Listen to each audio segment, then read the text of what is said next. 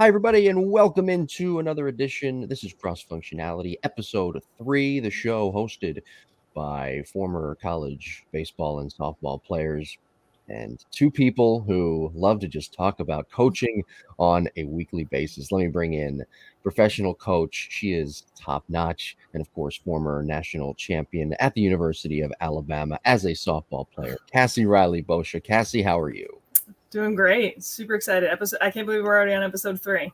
Oh, they go quick. Yeah, they go quick. They become like a Rolodex in where you put these episodes. Apple, Google, Spotify, Amazon Music, of course. Last week, episode 2, and I invite everybody to go back and check that out on the YouTube page as well to watch the show, Softball Strength Academy. Episode 2, we talked about you and your decision with signing with the University of Alabama. A couple things that I want to take inventory on. We touched on it a little bit last week, and I want to get your opinion on this. I'm of the school that the camps that these college coaches host for, they say, air quote, I'm doing the air quote, prospective athletes, high school juniors, high school seniors. To me, that's a big moneymaker for them.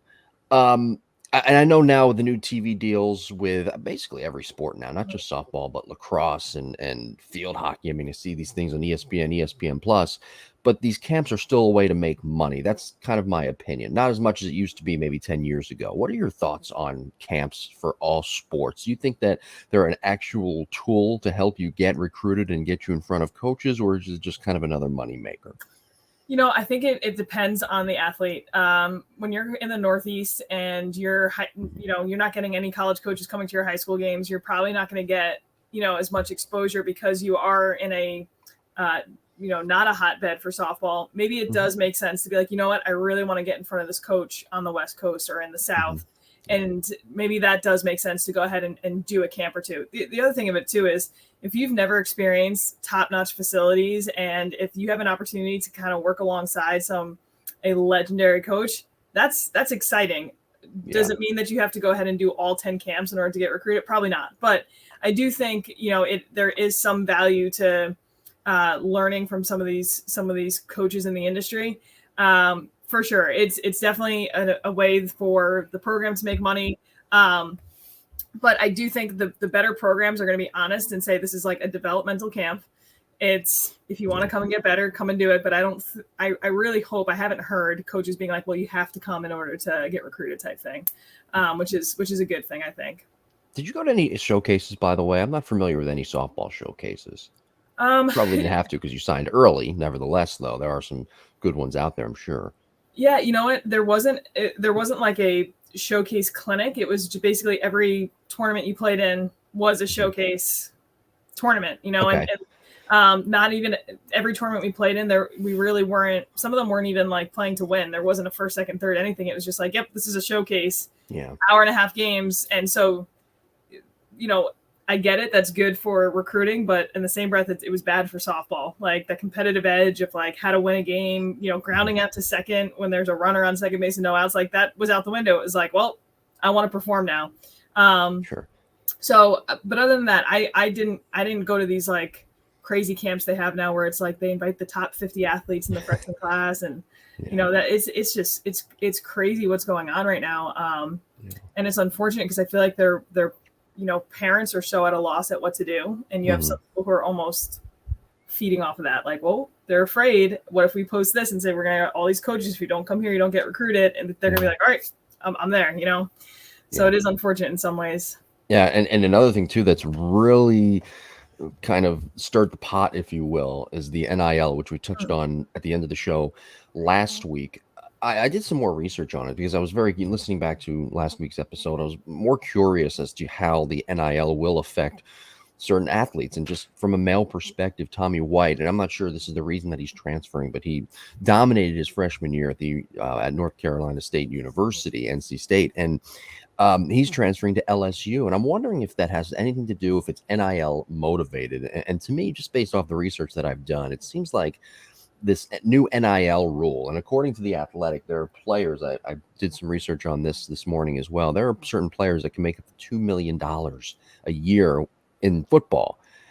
And of course, that might not be in every sport, the amount, but we could see some players making a lot of money. And I'm wondering if it's kind of a wealth transfer, if you will, in college athletics now, where there's going to be certain people who aren't going to transfer to smaller schools Mm. or even sign with smaller schools because they know there's no shot. I'm talking about lower Division One, lower end D1, because they know there's no shot of them even getting in front of the decision makers for the NIL. Yeah, and it is interesting. I remember a while ago in college we had a discussion in a classroom, and someone said, when are they going to separate college athletics from education? When are they going to make it where it's basically you go to college and it's like a semi-pro? Stop forcing education. Stop making it seem like they're a student. You're treating them like a professional. And that was before NIL, but it really does seem like it's getting to that point where athletes are considering money decisions instead of, before it was like, well, where can I get the best education? Where can I set myself up professionally after that? Those are seeming like the fourth, fifth, sixth priority, if a priority at all, in that decision making now. So yeah, it is interesting.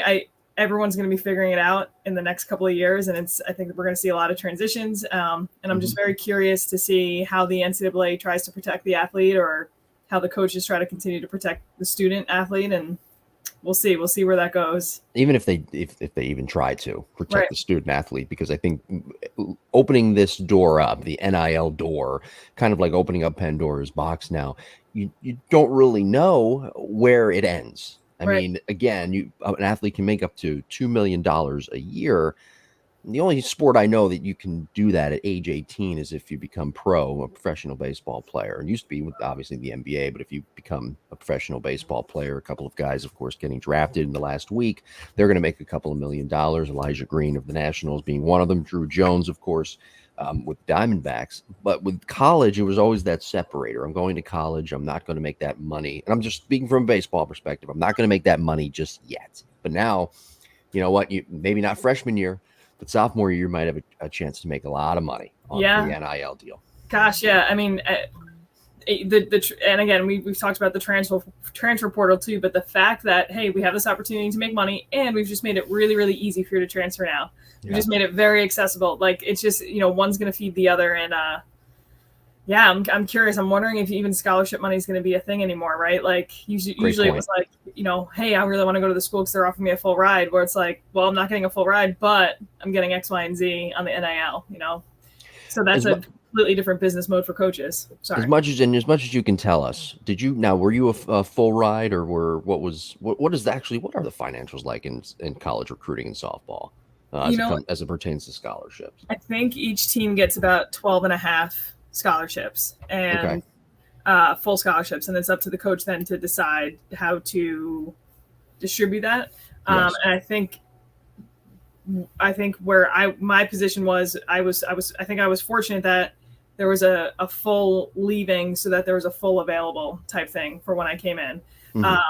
So I am beyond thankful for that. At the time, I don't think I realized financial implications of what that burden would have been on my parents had it not been a financial offer for the scholarship. So I really do hope that changes. I think softball is one thing. You get about 20, 22 girls on a team for 12 and a half scholarships. The fact that baseball has the exact same scholarships is absolutely ludicrous. You have 20 pitchers sometimes just on a baseball team. There should be more. That's all. I thought it used to be with baseball. Did they drop? I thought it used to be around 12 and a half, at least when I was going. I think so. I think it's still in that range. I don't know if it's changed at all, but again, you have teams like, football gets a ridiculous amount of full scholarships, right? Of course, and then, so it is going to be interesting for these sports that don't get as many full scholarships that are now going to be able to provide money outside of scholarships. So yeah, we'll see. Well, be sure to follow us on social media. I'm at Jim Tara. Cassie is at Coach Cassie RB on Twitter. And, of course, subscribe to the show as well. Apple, Google, and Spotify are the main three. Softball Strength Academy to watch the show on YouTube. So let's get into our main topic. You ready to get into start the show here? Get into our main topic this week. Your freshman year at the University of Alabama as a member of the Crimson Tide. What was your approach prior to entering the University of Alabama? Meaning July, August, that summer, what were you doing preparing to step on campus for your freshman year? By the way, I want to also clarify something, and you have to clear this up for everybody. Did you have to pay for football tickets? Because at Penn State they have to pay the students for their football tickets. I don't know. There's some schools down south you don't have to. Did you have to pay for football tickets? So athletes got all football tickets for free. Another perk of trying to become an athlete. See that, kids? So I think the reason they did it, talk about this loop around, I think athletes were, regular student athlete, you apply for like a package. You get like half the games, and you apply for which package you want. Mm-hmm. And it's, so if you get it, then you have an actual physical ticket. Well, big time athletes were then selling their tickets to boosters for ridiculous amount of money. And it was like this loophole of how athletes were kind of getting money from boosters. So they were like, scratch that. We're giving athletes free admission to all football events. And then they didn't have to worry about monitoring it. We didn't get an actual physical ticket. Our name was just on a sheet of paper and we went in a different gate. So yeah, I went to just about every football game. Those were so much fun.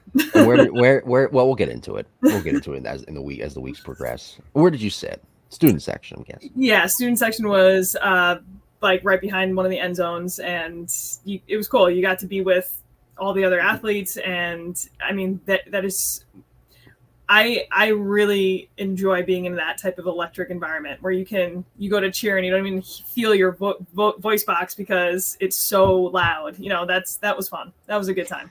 So the summer before you stepped on campus, what was the exact date that you were going to step on campus? And what were you doing that summer to prepare as an extension from your senior year to prepare for that fall freshman year? Sure. Yeah. So I believe it was right around August 16th. I can't remember if that was the day I got to campus or the day we started traveling. But I had my workout packet from our strength coach. I was playing travel ball still. So I was still traveling, like doing the California, Texas, Florida circuit that summer, which was valuable. Being able to see that type of pitching was huge. And then I'd come home. I think I tried to take Monday off. And then during the week, I'd wake up, I'd go to the gym, I'd go to see my hitting coach, I'd come back. I'd work on my conditioning. So it was sometimes 2 and 3 workouts a day leading up to it. And talk about trying to learn how to manage your body. I certainly wasn't replenishing as enough.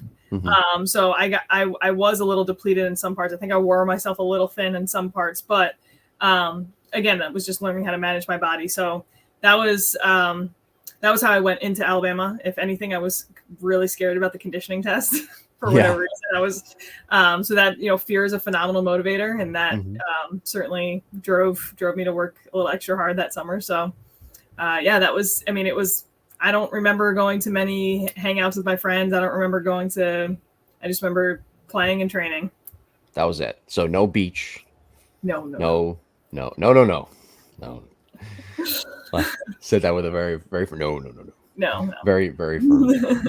So August 16th, you made your way there, or at least that was the time frame. What was that first conditioning training session like? Well, there was also probably a meeting prior to that as well, getting to know everybody and all the recruits as well, upperclassmen and your future teammates. What was all that like?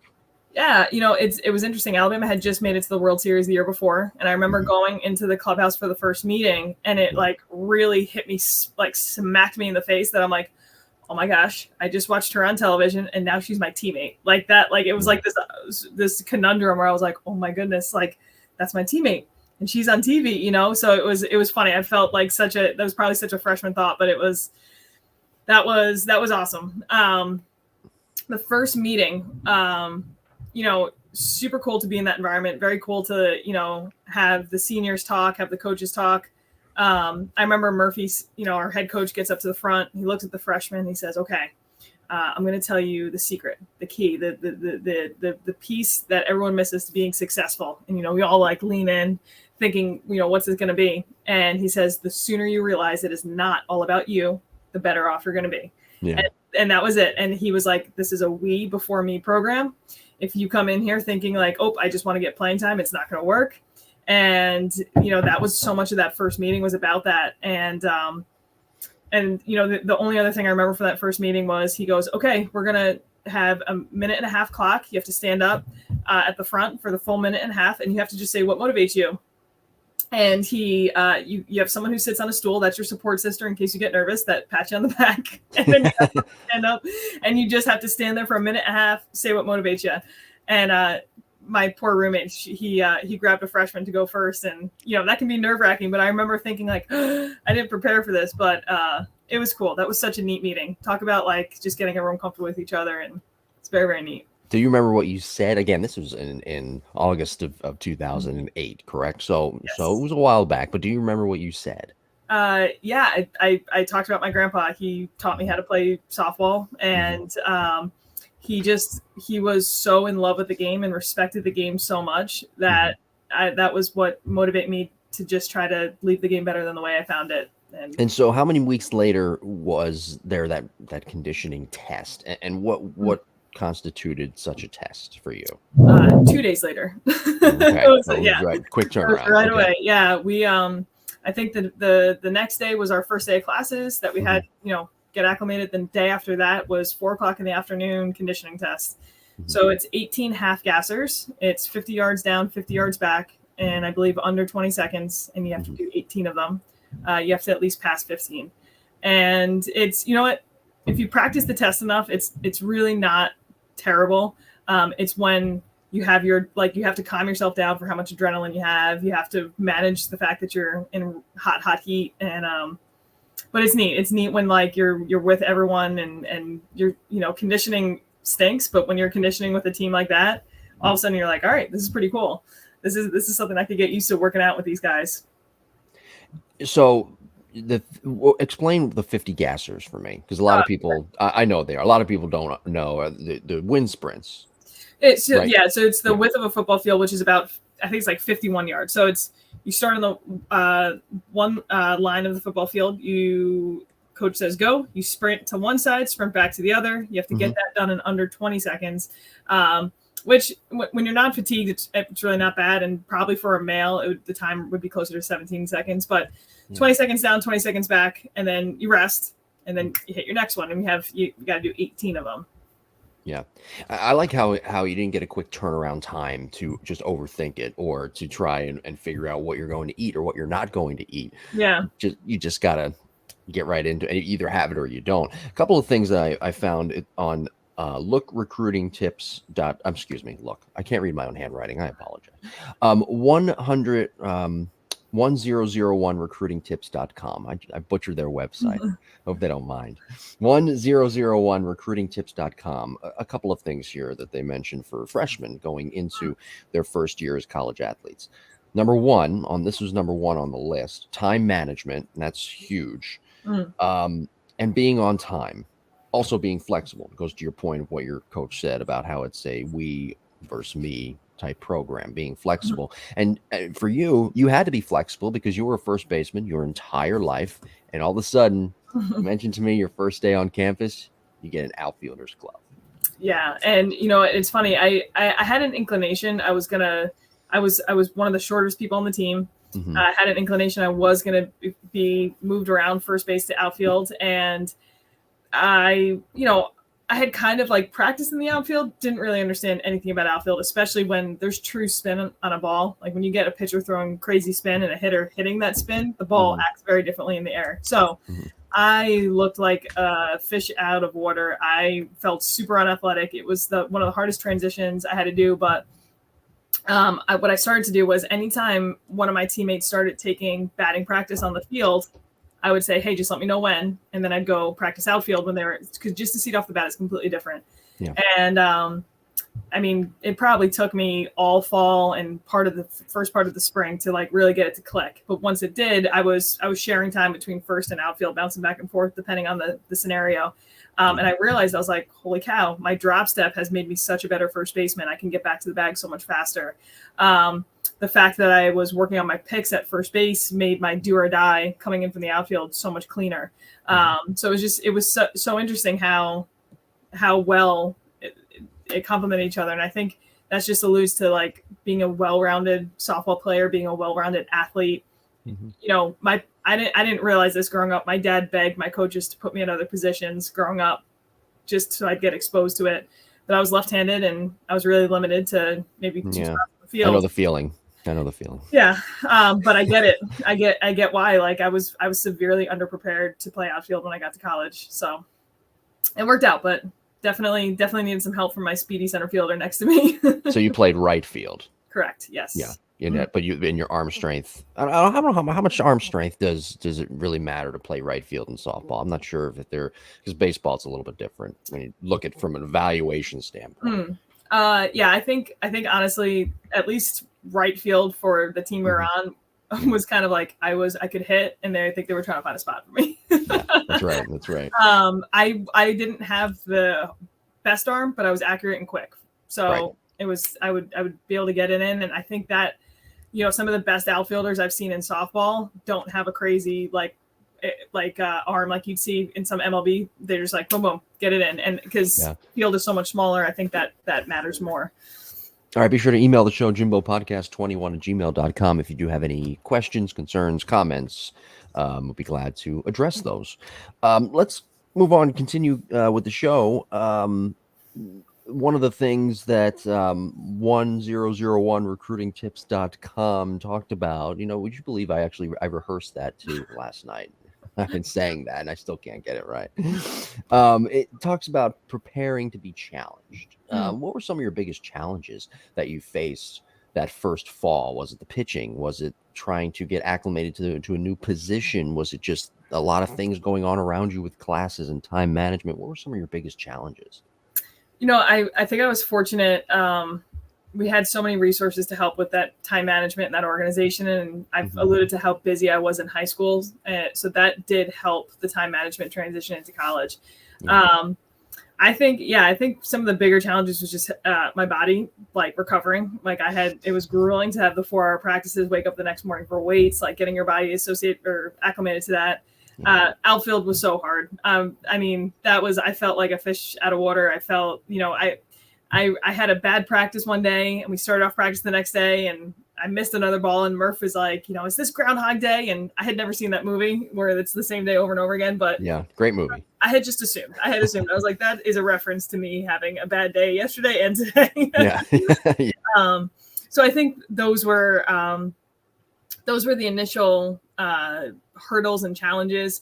But I do have to say my hitting coach, I had a mentor, my parents, my travel ball coaches, they prepared me mentally so incredibly well for adversity. That I, in some ways, even though I wasn't as talented as some other athletes on that team, I felt more mentally prepared than a lot of my teammates. So yeah, I think those are the big things that stick out to me as far as challenges go. But nonetheless, it was, you practice so much. You usually, if there's a challenge or an adversity, you kind of you have every resource and time available to you to work through it. And how did you go about trying to win a spot and get yourself into that mental sphere? Because again, a lot of competition around you. You're not just, Cassie Reilly-Boccia from New York anymore and the best player, one of the best players in the country. Now you're with a bunch of people that are the best players in their state, or country. And especially too, you being someone from New York, someone from the Northeast, you go down south, you've got some hurdles there you have to jump.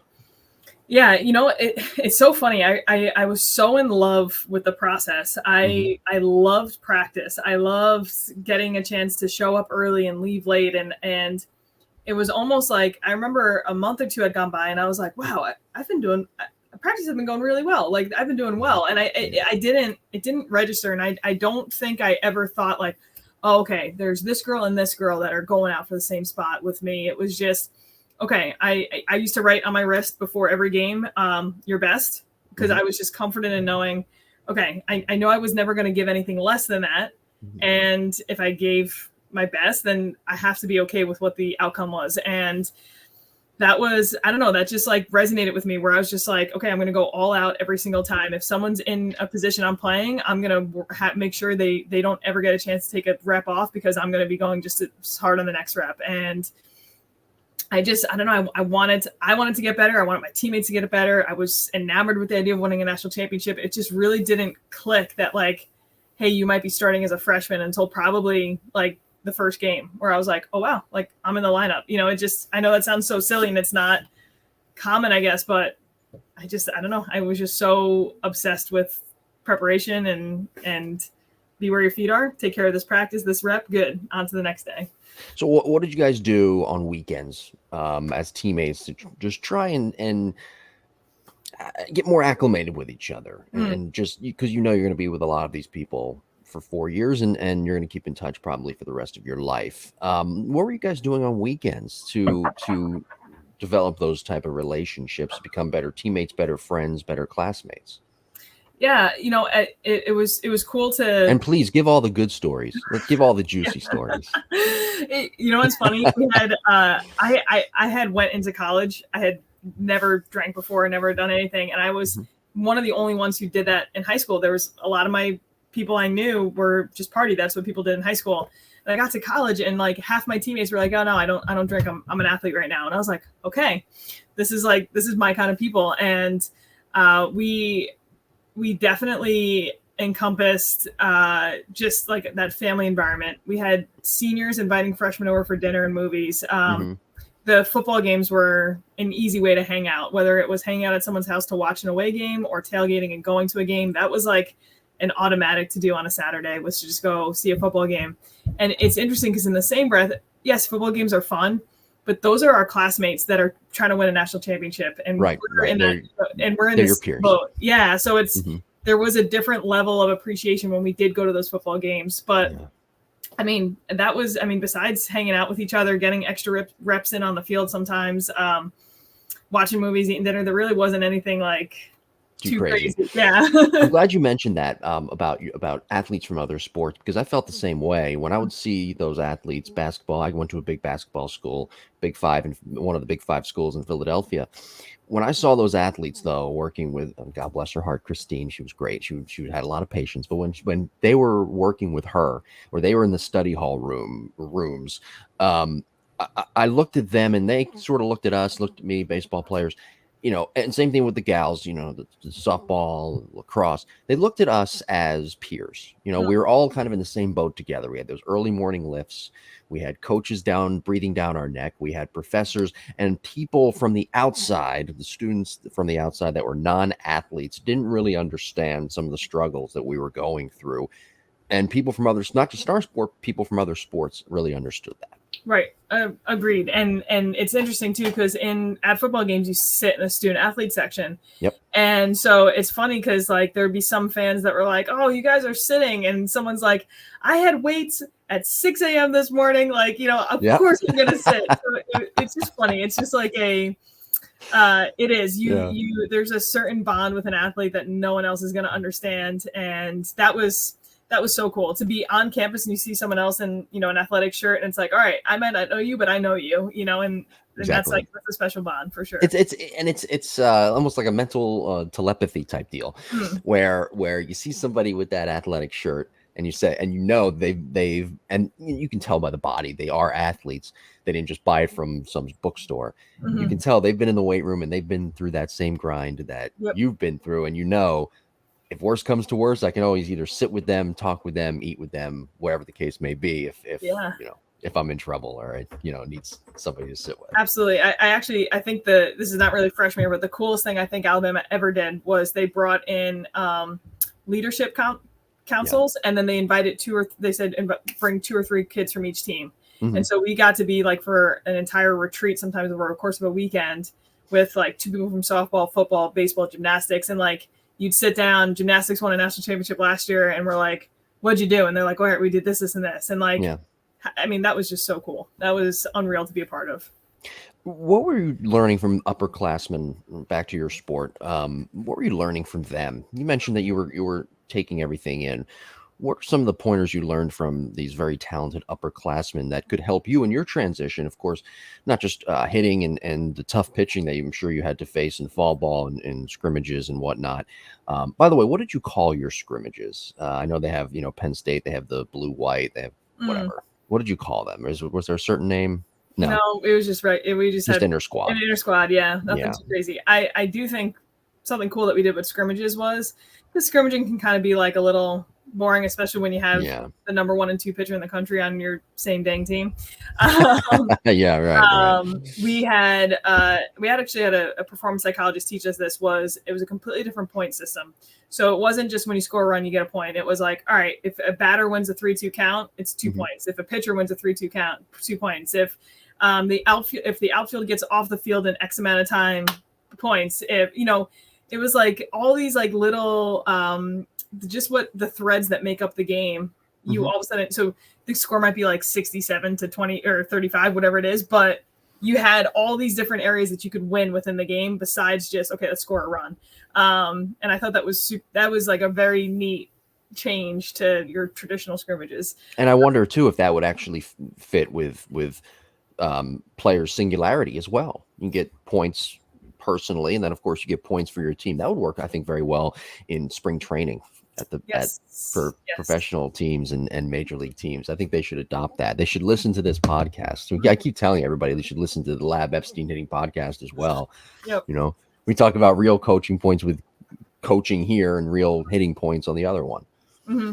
Yeah. So, I mean, it's obvious. Got to listen to our show. Listen to our shows.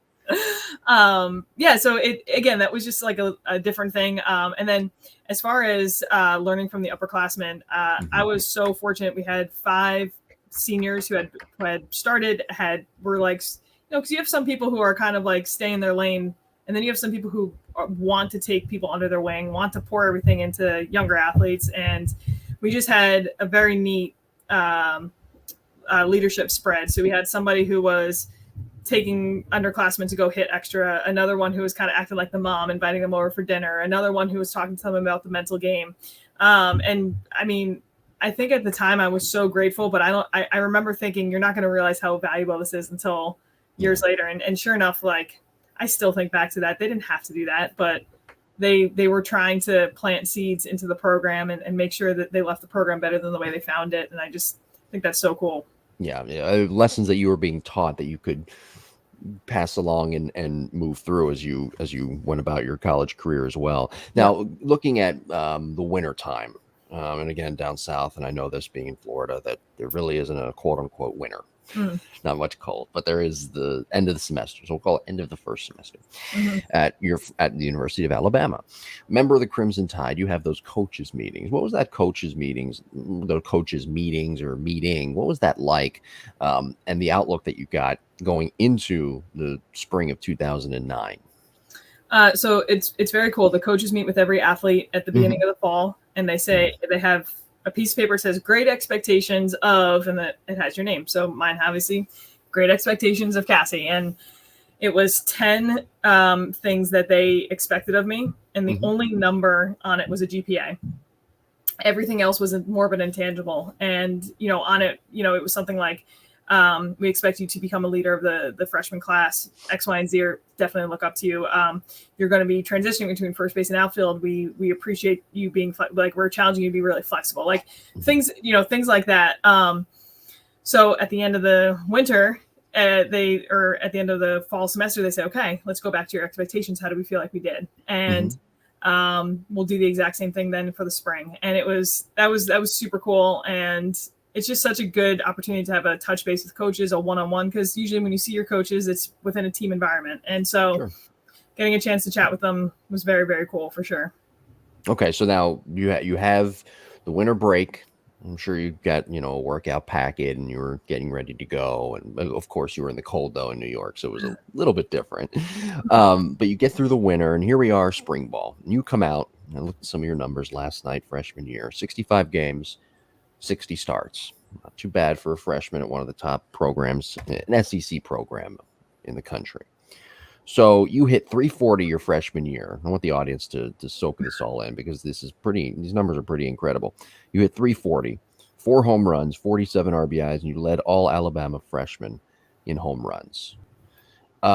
You right out of the gate were hitting well. And you solidified your spot. 7 hits in your first 4 games at the South Alabama Classic. How did you mentally prepare before that first game to hit the way you did and have as much success? You know what?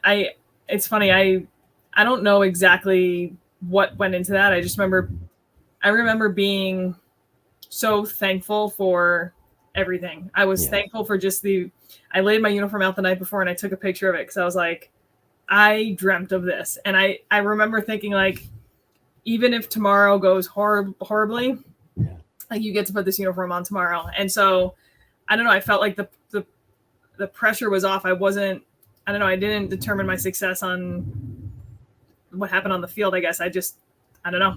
And there are certain times where the softball gods are just on your side and you're seeing the ball really well. And I feel like that's what happened that first weekend. But talk about having such a support system and being really comfortable and not being afraid to fail and being supported to have the courage to fail. Like, that's when you get to play your best. And I don't know. The ball looked really big that weekend and it just, everything clicked. I was thankful for it, for sure. Do you remember a couple of certain mental points that you had in your head that were helping you calm the nerves? Yeah, I definitely had your best on my wrist. I remember standing there for the national anthem and being like, holy crap, this is Alabama. I'm playing on the field here, and just thinking, like, you start to get into that what if spiral, like, oh, I don't want to fail. I want to do really well. And then it's like, wait a second, you literally cannot do any more than your best. I was rest assured that, like, I had prepped for it, and it just, I don't know, that was just calming for me. And then stepping up to the plate, I would always take a deep breath before I got in the box, and that kind of reset my mentality, and I was good to go then. I don't know, it clicked. What was the feeling when you saw your name in the lineup first day? It was fun because I was batting second, which is funny, and so I had being as a freshman. Well, it was when I first saw it. So Brittany Rogers she's the mother of my two goddaughters. So it's funny. She was a senior when I was a freshman. She bats leadoff. She gets on first base. And I remember thinking, this is perfect. She's going to steal second. And I just have to hit a ground ball to the right side. Yeah, that's right. And then I think I ended up lining out to second. But even though I was out on that one, I was thinking, I was like, wow, I saw that ball really, really well. So that was, it was in hindsight, it was surreal. In the moment, it was like, okay, you have a job to do. You've prepped for this job. Go help your team. It wasn't like maybe that was after the fact, but at the time it was just, this is what you've trained for. This is your job. And you go out and do your job. And again, subscribe to our podcast, Cross Functionality, episode 3. We're talking about Cassie's freshman year at the University of Alabama. And of course, in the weeks to come, we will be discussing a lot of coaching points in future episodes. Apple, Google, Spotify, Amazon Music, and Softball Strength Academy YouTube page to watch the show and watch previous clips as well. Do you have any final advice for freshman softball players, freshman athletes that are about to enter their freshman year and become a student athlete? You know what? You only have 4 years left to do this. I mean, maybe some softball athletes get a little bit more, but you got 4 years left to do this. And I never once regretted working my butt off. I never once regretted hanging out with my teammates. I just think if you can pour yourself into the role that you have and the opportunity that you have, it's going to make everything so much more enjoyable, and just continue to enjoy that, make it about your teammates, and continue to enjoy the ride. So next week we discuss you settling in as a sophomore and junior before we get to the almighty senior year. You settling in as a sophomore and junior, getting some of the backstory there, how you felt physically, what you noticed that was different as you stepped on campus for that sophomore year. We're going to talk about that next week. Awesome. I'm so excited. Thanks for checking it out. And if you guys have questions, ask away. Do you have anything that you would like to promote? No, just we're going to continue to post some clips on our Instagram account. So Softball Strength Academy Instagram, coach _ Cassie RB on Instagram as well. We'll be on there. And then in the coming weeks, just anything, any questions off of this, I'm willing to answer on Instagram, willing to answer on here. So ask away. Yeah, again, you can email us as well, jimbopodcast21@gmail.com. Reach out to us. I'm at Jim Terra, and Cassie, of course, coach _ Cassie RB on Instagram, and at Coach Cassie RB on Twitter. So again, reach out to us, questions, concerns, comments. I have a quick promotion, episode 109 of the Lab Epstein Hitting Podcast with Jake Epstein, having a plan and an approach, episode 109 this week. Having a plan and an approach at the plate. Thank you very much, everybody, for listening, watching, subscribe, do what you got to do, and we will talk to you next week. Thank you.